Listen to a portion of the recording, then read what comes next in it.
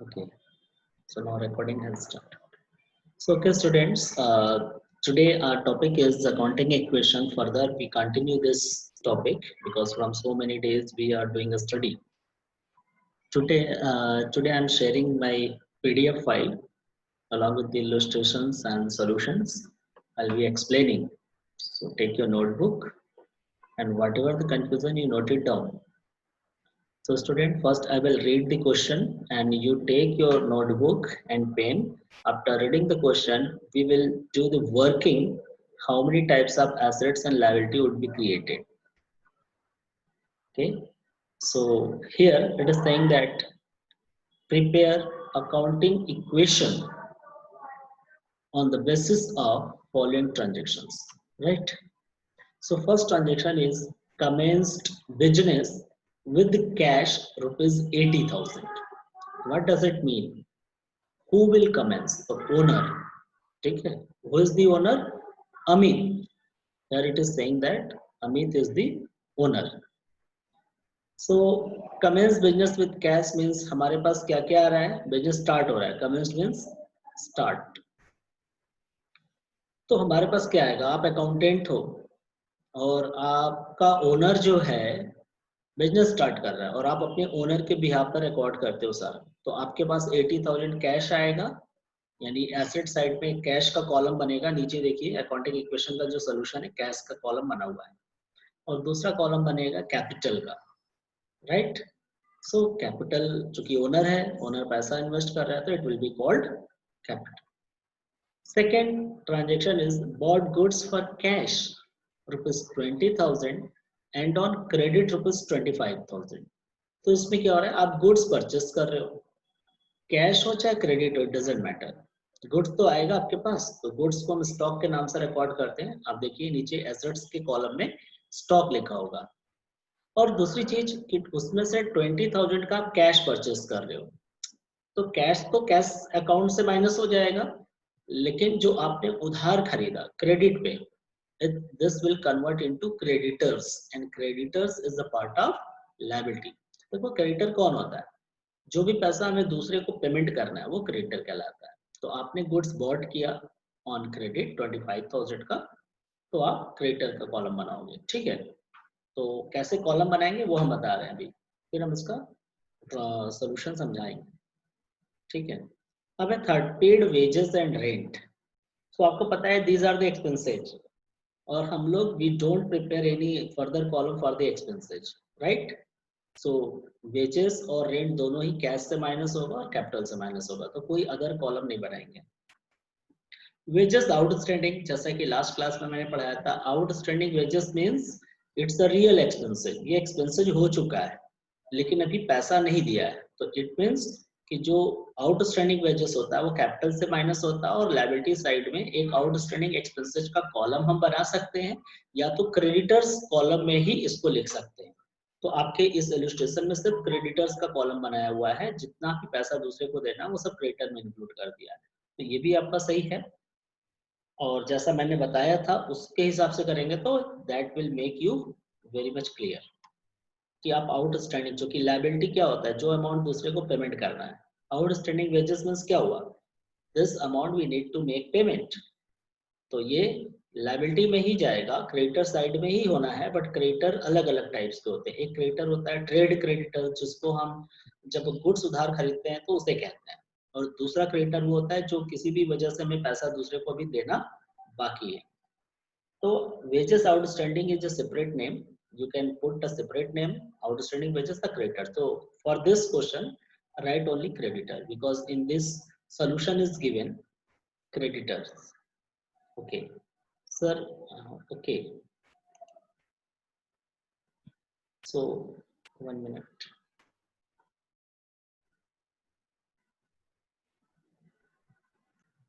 So next, sold goods costing ₹12,000 and for ₹16,000 for cash। तो यहाँ पर भी गुड्स आपके पास आपसे जा रहा है, तो गुड्स का कॉलम बना हुआ है, कोई अलग से नहीं बनाएंगे, क्योंकि जो कैश सेल कर रहे हैं वो कैश पे चला जाएगा। बट जो आपने क्रेडिट बेचा, नहीं क्रेडिट नहीं बेचा इस क्वेश्चन में, 12,000 का गुड्स 16,000 में सेल किया, तो 4,000 का प्रॉफिट हो रहा है, प्रॉफिट कैपिटल में चला जाएगा।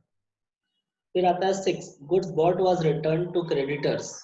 तुमने जो गुड्स खरीदा था क्रेडिटर से उधार 25,000 का, उसमें से 1,000 का रिटर्न कर दिया। तो अब इससे क्या होगा, तुम्हारा गुड्स अफेक्टेड होगा, गुड्स कम हो जाएगा और क्रेडिटर भी कम हो जाएगा। तो ऑलरेडी कॉलम बना हुआ है तो अलग से नहीं बनाना है। फिर है bought furniture for cash and on credit 3,000। तो आपने फर्नीचर खरीदा, फर्नीचर क्या है, एसेट्स है। तो एसेट साइड में फर्नीचर का कॉलम क्रिएट होगा नया। और टोटल फर्नीचर परचेस कितने का किया, 2,000 प्लस 3,000, 5,000 का, जिसमें से 2,000 आपके कैश से माइनस होगा और 3,000 क्रेडिटर क्रिएट होगा क्योंकि आपने उधार खरीदा है। ठीक है, अब आते हैं चार्ज इंटरेस्ट ऑन कैपिटल। हाँ, तो आज हमें ये पढ़ाना था, मैंने टॉपिक में लिखा भी होगा, इंटरेस्ट ऑन कैपिटल और इंटरेस्ट ऑन ड्राइंग। सो देखो बेटा, इंटरेस्ट ऑन कैपिटल ये एक तरीके से नॉन कैश इनकम और एक्सपेंसेस में आएगा। ऐसा क्यों? कैपिटल किसका होता है, ओनर का, और अकाउंटेंट क्या करता है, उस ओनर को इंटरेस्ट पे करता है। तो ये ओनर के लिए इनकम होता है, लेकिन उस बिजनेस एंटिटी के लिए एक्सपेंसेस होता है, क्योंकि बिजनेस फर्म को तो पेमेंट करना पड़ता है। तो कोई भी एक्सपेंसेस कैपिटल से माइनस होता है और कोई भी इनकम कैपिटल में ही प्लस होता है। तो एक बार इंटरेस्ट ऑन कैपिटल को हम कैपिटल वाले कॉलम में प्लस करेंगे और एक बार माइनस करेंगे, लेकिन कैश पे कोई इफेक्ट नहीं होगा। ऐसा क्यों? क्योंकि हम कैश नहीं देते ओनर को, उसके अकाउंट में सिर्फ क्रेडिट कर देते हैं या प्लस कर देते हैं। तो आप इंटरेस्ट ऑन कैपिटल हो चाहे इंटरेस्ट ऑन ड्राइंग हो, एक बार प्लस करेंगे और एक बार माइनस करेंगे सेम इंटरेस्ट का अमाउंट। ऐसा क्यों? क्योंकि एक बार ओनर के लिए इनकम होता है और एक बार एक्सपेंसेज होता है। और इंटरेस्ट ऑन ड्राइंग ओनर के लिए इनकम है और बिजनेस के लिए, ओनर के लिए एक्सपेंसेज है और बिजनेस के लिए इनकम होता है। तो वो भी इसी तरह प्लस और माइनस होगा। हम इसको अभी कंटिन्यू करेंगे, इसके लिए कोई कॉलम नहीं बनना है। Cash deposited into bank, yes. So आपने बैंक में जमा किया पैसा, तो बैंक का एक कॉलम क्रिएट किया जाएगा, राइट। सो बैंक का कॉलम क्रिएट करेंगे, बैंक एसेट्स होता है। तो ये 9 ट्रांजेक्शन्स हैं। तो आपने देखा कैश, फर्नीचर, बैंक, ये 4 कॉलम एसेट्स में हो गए। क्रेडिटर्स में जितनी भी क्रेडिटर है सबको एक कॉमन नाम दे दिया गया है, और कैपिटल। सो अब हम लोग स्टार्ट करते हैं solution. So before starting solution, just I want to ask. So first transaction is saying commenced business with cash rupees 80,000। तो आपको पता है सीरियल नंबर में पहले सीरियल नंबर हो गया। ट्रांजेक्शन में we will write commenced business with cash rupees 80,000। तो चूंकि आप अकाउंटेंट हो, आपके पास पैसा आ रहा है तो कैश में आप प्लस कर दिए 80,000, और ये ओनर का पैसा है तो कैपिटल में प्लस कर दिए। तो आपने देखा कि कैश 80,000 और कैपिटल में 80,000 शो कर रहा है, राइट, यानी दोनों साइड इक्वल है।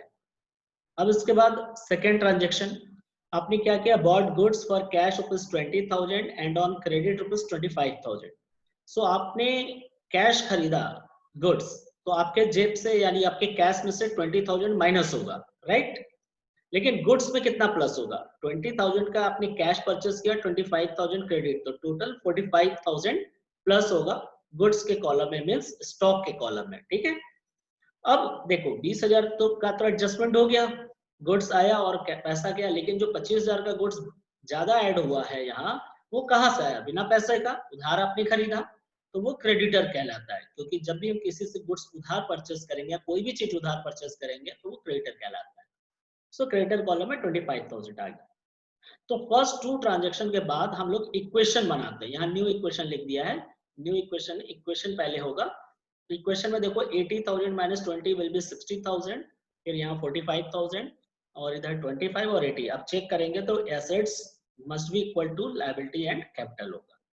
अब थर्ड ट्रांजेक्शन से हम लोग नेक्स्ट पढ़ते हैं। तो थर्ड ट्रांजेक्शन में कह रहा है कि paid wages 3,000 and rent rupees 1,000। तो आपने देखा कि दोनों ही हम पेमेंट कर रहे हैं, this means both are expenses.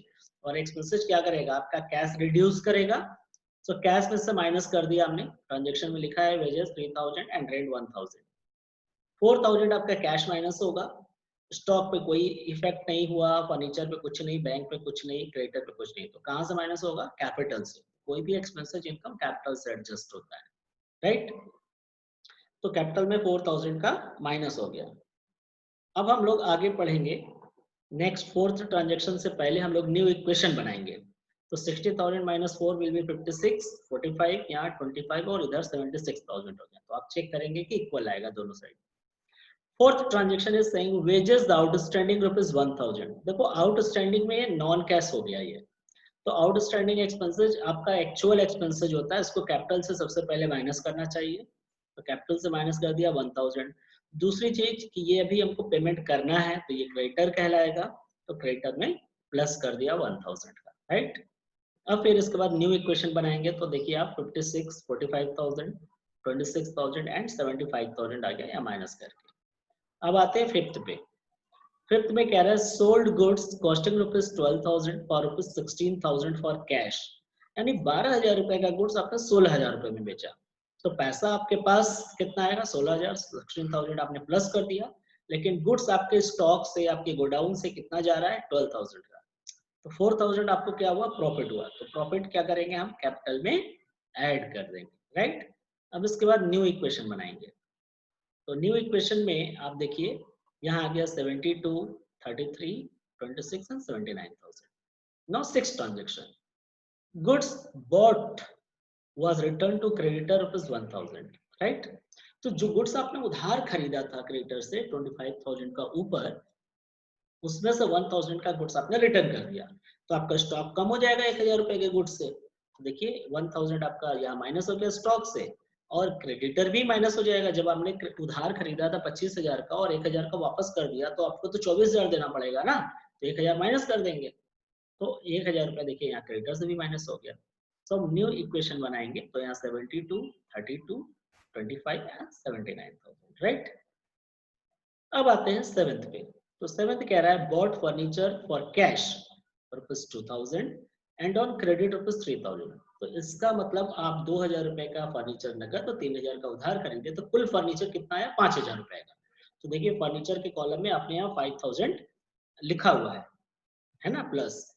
लेकिन कैश कितना खरीदा है? 2,000 का, तो कैश से माइनस हुआ 2,000। 3,000 का जो आपने क्रेडिट पे परचेस किया वो हो जाएगा क्रेडिटर, तो क्रेडिटर में प्लस कर दिया। अब न्यू इक्वेशन बनाते हैं तो 70,000, 32, 5, 28 एंड 79,000, राइट।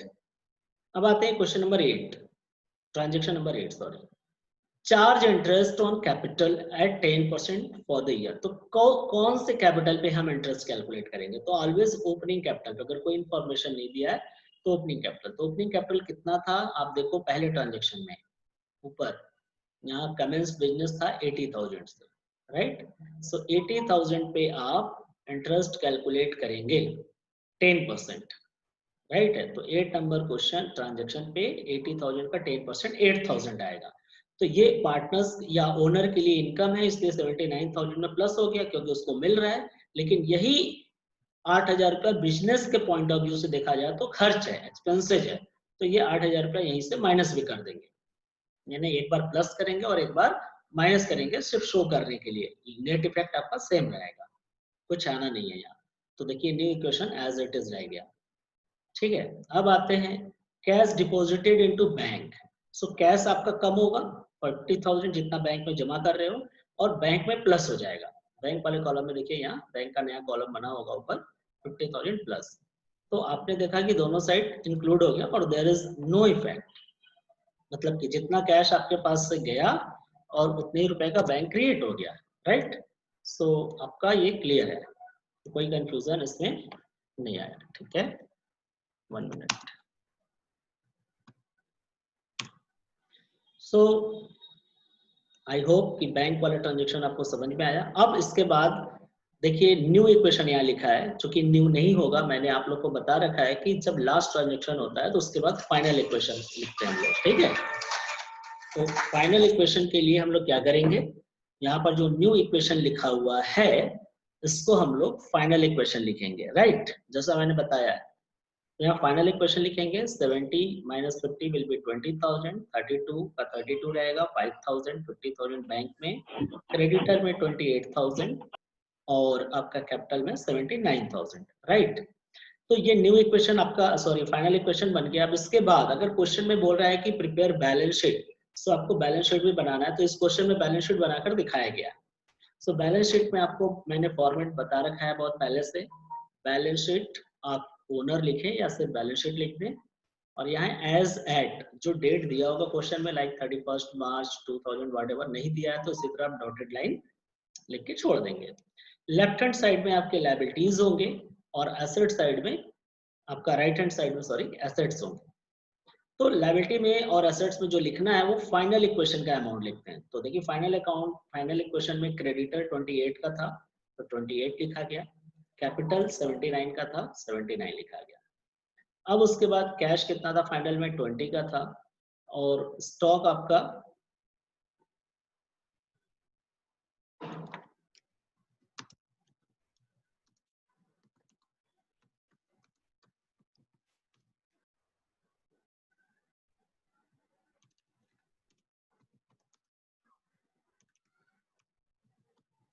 एक मिनट आप रुक जाओ।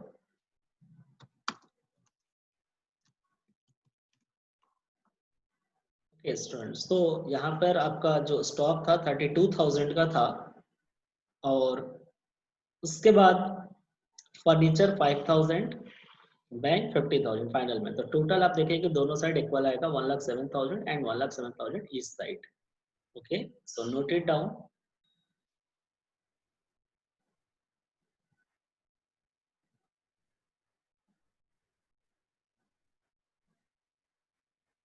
So students, now I'm going to share the illustration 3. I hope illustration second you have understood. And is there any confusion? You can ask separately in my personal window. So now here the name of owner is Sonu, had the following transactions, right? So यहाँ पे questions है, पहला transaction के साथ साथ solution में बताऊंगा, आप ध्यान रखना। First transaction is saying commenced business with cash rupees 1 lakh of which he deposited rupees 60,000 in bank. तो क्वेश्चन को समझने की कोशिश करो आप लोग। यहाँ टोटल जो कैपिटल है वो 1 लाख है, बिकॉज 1 लाख रुपया वो स्टार्ट कर रहा है बिजनेस और उस 1 लाख रुपीज में से वो 60,000 बैंक में डिपॉजिट कर रहा है। तो कैश आपके पास कितना रह जाएगा 40,000 और बैंक में चला गया 60,000, टोटल कैपिटल होगा 1 लाख। सो आप चेक करो यहाँ ओ सॉरी हॉरिजॉन्टल फॉर्म में दिखेगा सभी को, क्लियर हो रहा है? देखो कैश 40,000 है, ठीक है, और आपका बैंक में जो है वो 60,000 है। आप देखो नीचे से यहाँ शो दिखेगा, एक minute,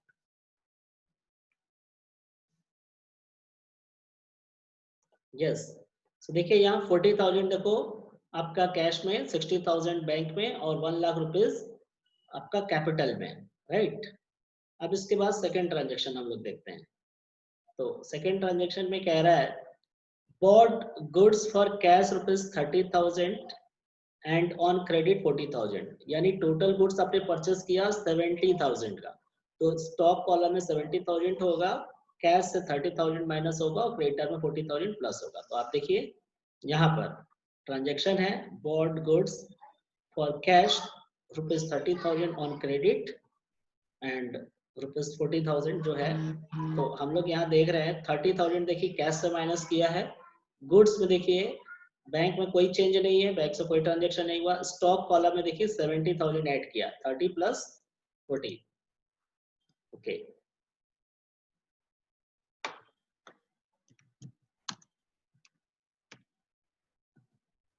one minute.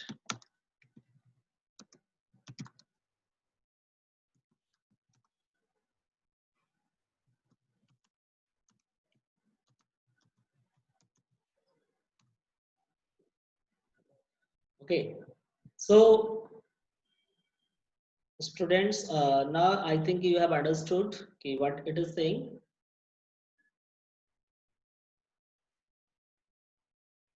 Third transaction is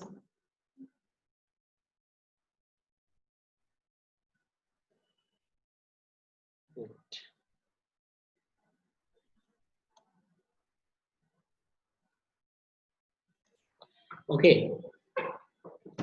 So now second transaction is over कि आपने 30,000 का कैश गुड्स परचेस किया, 40,000 का क्रेडिट, तो 70,000 आपने स्टॉक में लिख दिया और 40,000 क्रेडिटर में, राइट। न्यू इक्वेशन आप बना लो कि आपको पता ही है 40 माइनस 30 60 70 और इस तरीके से।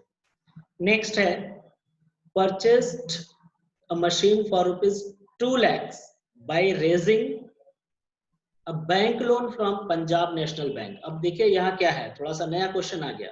आपने एक मशीन खरीदा तो मशीन एसेट्स होता है। सो मशीन का कॉलम बनाएंगे, एक देखिए आप एक कॉलम बना होगा मशीन का, ये एसेट्स में। इसमें 2 लाख रुपए का मशीन आपने दिखा दिया, लेकिन ये 2 लाख रुपया ना तो आप अपने बैंक अकाउंट से दिए ना तो कैश से दिए, आप कहाँ से दिए, बैंक से उधार लेकर। तो ये बैंक लोन रेज किया वो लायबिलिटी साइड में। देखिए यहाँ बैंक लोन आपने लिया है, चूंकि लोन लिया है बैंक से हमने, तो ये लायबिलिटी होगा 2 लाख रुपीज का। 2 लाख रुपए का लोन क्रिएट हो रहा है और 2 लाख रुपए का एसेट्स आया, दोनों साइड इक्वल। अब न्यू इक्वेशन उसी को प्लस माइनस करके हम लोग कैलकुलेट कर लेंगे। फोर्थ है, सिर्फ I am saying teaching you, I am saying here कि how to make the treatment. बाकी सब आप लोग को पता है कि कैसे न्यू इक्वेशन फाइंड करते हैं। नेक्स्ट फोर्थ है sold goods costing ₹20,000 at a profit of 20% on credit.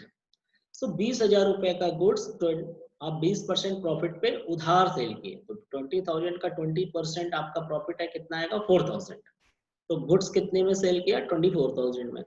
सो लेकिन आपने उधार सेल किया है तो पैसा तो आएगा नहीं, इससे क्या क्रिएट होगा, डेटर। सो अब देखिए एसेट साइड में एक डेटर का कॉलम बना है यहाँ पे, क्रेडिटर से ठीक पहले। सो डेटर में आप देखिए 24,000 है, राइट। तो ये गुड्स आपने सेल किया उधार, और गुड्स जो स्टॉक कॉलम है उससे आप देखिए आपका जो माइनस हुआ होगा वो सिर्फ 20,000 माइनस हुआ होगा, क्योंकि कॉस्ट प्राइस 20,000 है और सेल किया 24 का, तो 4,000 का क्या हो गया, प्रॉफिट हो गया। सो प्रॉफिट देखिए आपने क्या किया, कैपिटल में प्लस कर दिया, यहाँ पे 4,000 प्लस कर दिया। उसके बाद न्यू इक्वेशन आपने बना लिया होगा, ठीक है। अब आते हैं हम लोग फिफ्थ पे। तो कह रहा है took good ₹5,000 and cash ₹4,000 for personal use. ऐसा क्वेश्चन मैंने लास्ट क्लास में ही पढ़ाया था। तो पर्सनल यूज के लिए जब कोई ओनर गुड्स या पैसा कुछ भी निकालता है तो उसे हम ड्राइंग कहते हैं, राइट। सो ड्राइंग क्या होगा, कैपिटल से माइनस होगा, लेकिन जो जो चीज इसने विड्रॉ किया वो भी माइनस करेंगे।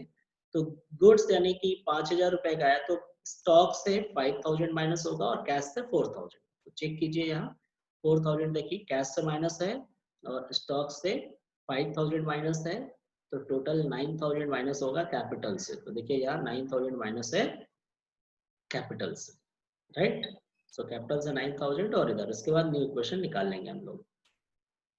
नेक्स्ट 6 ट्रांजेक्शन में कह रहा है पेड इंटरेस्ट ऑन लोन। अब देखिए यहाँ इंटरेस्ट ऑन लोन है, ना कि कैपिटल या ड्राइंग, जो आपने बैंक से लोन ले रखा है। So paid interest on loan 4,000 and installment ₹20,000 by cheque. यानी आपने इंटरेस्ट का पैसा और जो 2 लाख का लोन है उसका इंस्टॉलमेंट 20,000 रुपया, ये दोनों 24,000 आपने पेमेंट किया किससे, चेक से। तो चेक कहाँ से माइनस होगा, बैंक अकाउंट से। तो कुल माइनस होगा 24,000। सो आप देखिए बैंक से 24,000 माइनस है आपका, बैंक कॉलम में ये देखिए 24 माइनस है। और कहाँ से माइनस होगा, लोन के अमाउंट से लोन का इंस्टॉलमेंट माइनस होगा, और जो इंटरेस्ट पेड किए वो आपका एक्सपेंसेस कैपिटल से माइनस होगा।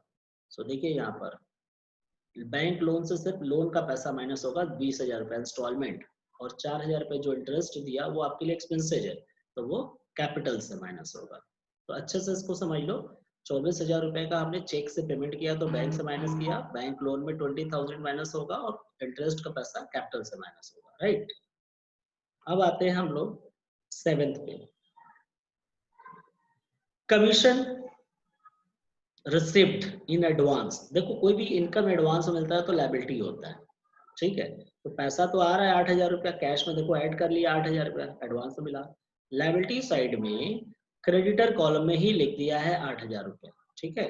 अब देखो यहाँ 7th ट्रांजेक्शन जो है ये क्रेडिटर में ही नहीं लिखा है। अच्छा अच्छा क्या नहीं लिखा, ये पेज लग रहा है इसको नहीं ध्यान था, क्योंकि एडवांस इनकम रिसिप्ट को कहते हैं अनअक्रूड इनकम। जैसा कि कल पढ़ाया था, मैंने बता रखा था कि इसका कॉलम अलग से बनाते हैं। आई थॉट कि इसने इसी में ऐड कर दिया होगा, ऊपर कॉलम नहीं दिखा, लेकिन इसने देखो नीचे कॉलम बना दिया है। आप लोग ऐसा नहीं करोगे, आप लोग पहले ही वर्किंग नोट करके ये एडवांस कमीशन रिसिप्ट का ऊपर ही कॉलम लिख लोगे, और जब तक नहीं आएगा उसका ट्रांजेक्शन 0 0 लिखते जाओगे, और जब आएगा उसके बाद से लिखेंगे। तो एडवांस कमीशन यहाँ लिखेंगे और यहाँ 8,000 रुपया प्लस कर देंगे लायबिलिटी साइड में। अब आते हैं हम लोग, मोहन रिटर्न गुड्स ₹6,000। मोहन कौन है और कौन गुड्स हमको रिटर्न करेगा? जिसको हम उधार सेल किए होंगे। तो आपने उधार सेल किया था ना 20,000 रुपए का गुड्स 24,000 रुपए में डेटर को, तो उससे गुड्स आपको रिटर्न आ रहा है।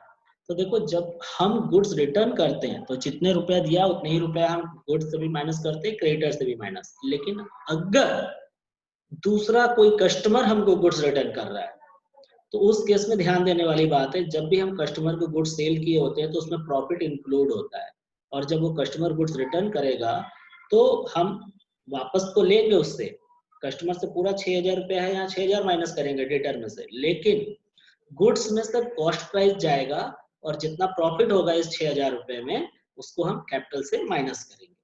ठीक है, तो 20% प्रॉफिट था और 20% कॉस्ट प्राइस का प्रॉफिट था, और ये तुम्हारा सेलिंग प्राइस दिया है। ठीक है, तो आप देखो इसका फॉर्मूला होता है कैलकुलेट करने का, मैं भी दिखा दे रहा हूँ। अभी यहाँ पहले सोल्यूशन देख लो।